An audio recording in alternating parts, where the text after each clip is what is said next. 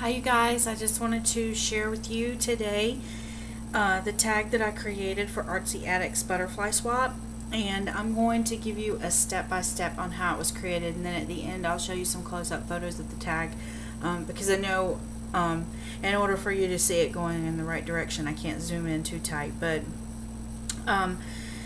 just to kind of give you a little bit of a background on where I'm going with this, I found this quote. And it was actually, of all things, I saw it written on someone's skin. It was a tattoo, and it had a little butterfly on it. So I really liked it, and I wanted to use it, and I just didn't know how I was going to incorporate it. But it says, "Never settle for less than butterflies." And so I found this little quick cuts, man and woman, bride and groom, basically.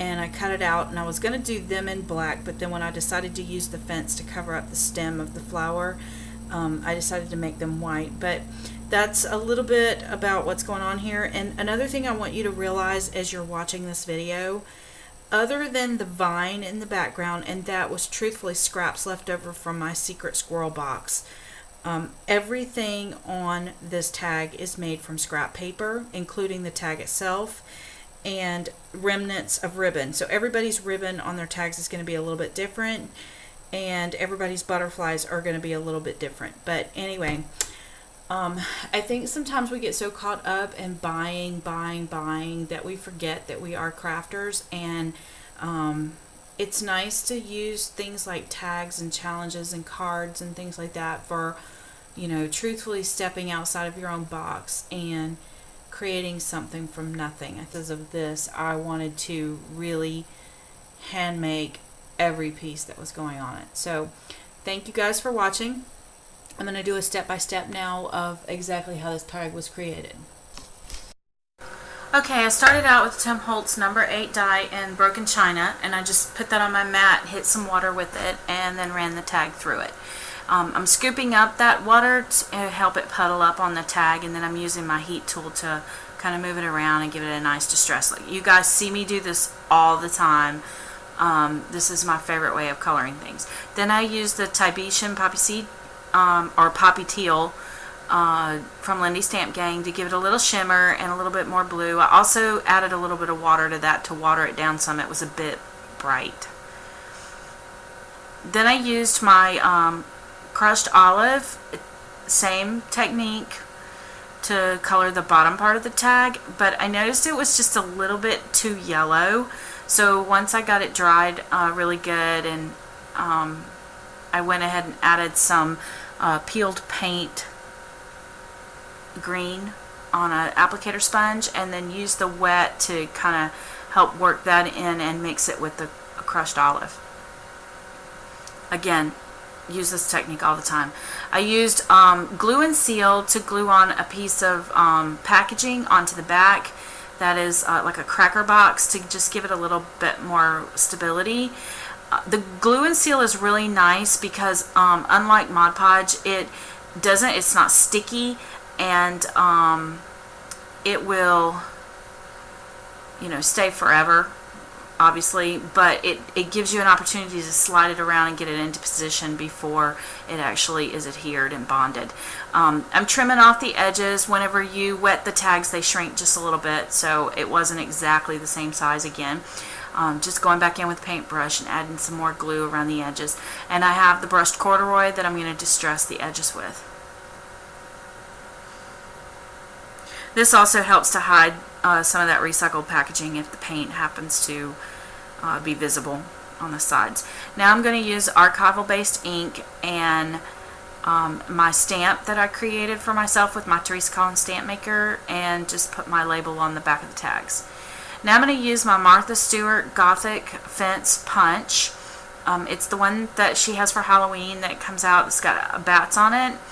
And I'm not crazy about the bats, but it's a really nice Gothic wrought iron looking fence. So my solution is to cut the bats and all off of it, which you'll see me do in a second. But when you're buying punches, try and think about when you're looking at them, if there's something you can use it for other than the purpose it was intended for. I think you'll get more mileage out of your punches that way.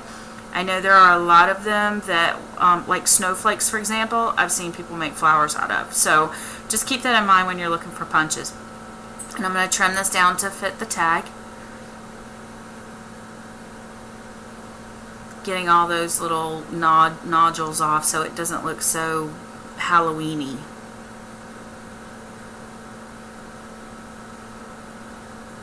I really want to find the gate that goes with this too. I know I've seen it, but so now what I'm going to do is I'm going to make the flowers. I used a Fisker's punch to punch out the flower petals, but I already had a lot of them in my stash because I use this when I'm clearing out my scraps.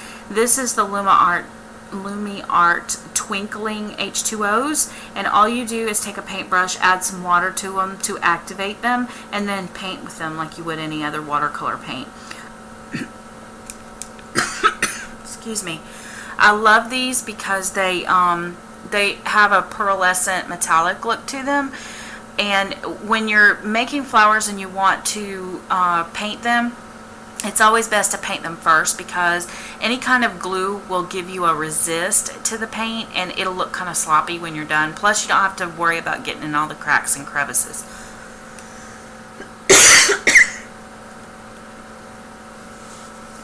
So I'm just making sure there's a really good coat on both sides of these, and I'm going to hit them with the heat tool just to dry them. Now I'm not going to dry them completely because I still want them pliable, and this Twinkling H2O adds a really strong finish to these, so they're hard to bend, they're not as flexible. Now I've already pre-cut between each petal, so now I'm just going to cut out one petal on one flower, two petals on the other flower, and then the third I'm just going to take and put it in my hand and cup it up and kind of tuck each petal one inside the other and make like a little cup, and then I'm going to use my cutter bead tweezers to roll down the petals to give it the flower shape that I'm looking for, and that's going to be my base. Then on the next one I'm going to glue the petals that I cut off. I'm going to glue the gap together, one on top of the other, one petal on top of the other, and then I am going to again cup it and roll the petals down. And I'm going to repeat this process for the next flower size down as well. This is the same flower technique that Tim Holtz used in his 12 Tags of Christmas, I think in 2009. So you can check that video out too. It's just I'm using a very small punch for this, and it makes the cutest little small flowers out of scrap paper. Now on this one I'm going to grab it from the right side and just twirl it into the left side and then fold down the larger petal. That's going to form my bud. And I'm adding glue to the bottom, and I'm just going to tuck them one inside the other, offsetting the petals and nesting from smallest to largest. I just did a little touch-up painting there where I missed a spot. The glue gun that I use is called a Sure Bonder. I have a lot of people ask me that question, and I got it at Hobby Lobby. It was under $10. I've seen it at Joann, so I like it because it has an on-off switch on the side of it. It comes with a little stand. Now I'm going to use the remnants that were left over from my cigar box for the twig, and that just makes like such the cutest little tree, I think. Gluing that down into place. The mirror there I used to make sure I'm still on camera. I'm sorry I left it sitting there. I should have moved it to the side. Now I'm just going to glue my flowers in place. I like to try and keep things in an odd number, and I'm going to use the fence to cover up the base of the tree. So for my butterflies, I usually, when I'm doing scraps, I punch out a bunch of butterflies and dip them in the hot UD, the melted UD. And then I keep them in this jar so I have them. I think they have like a glass look to them, and it reminds me of Japanese art, especially with like the tree. It kind of looks like a little bonsai tree. But I'm adding pearls to the center to just kind of jewel them up and make them look a little finished. Just, you know, give them a little more detail.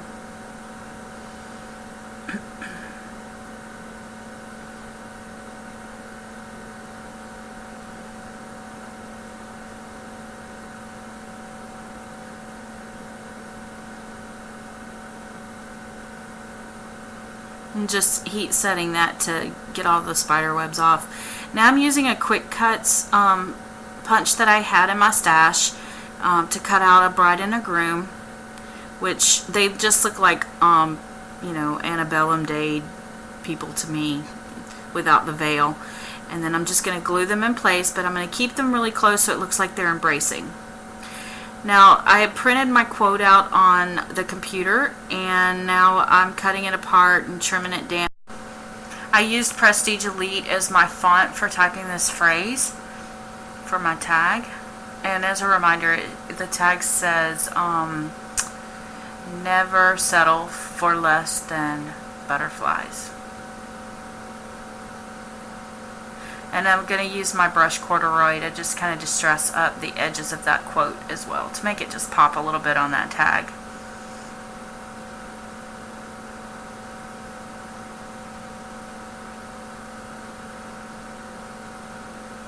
Now to glue this in place, I'm going to use the quick dry glue because I don't want any more dimension on this tag, and I'm going to use my cutter bee tweezers to kind of hold it in place, because it really does help to use those to be able to place it in a straight line and get it lined up just perfect without putting the glue all over the page and making a mess out of things. If you don't have these tweezers, they are so worth every penny. Now I'm going to use some dental floss loops to loop through my ribbon to pull it through my tag hole, because it's just easier for me. And I'm just going to tie a little knot in there. All the ribbon that you see there is leftovers from things that I've worked on before. They were just laying on my desk. I'm just tying a little bow and trimming that off, and just giving it a nice little finished look. Everybody's tag will be a little bit different because the ribbons will depend on how much I have left over for each one. So just fussing with that just a little bit, getting it lined up just right.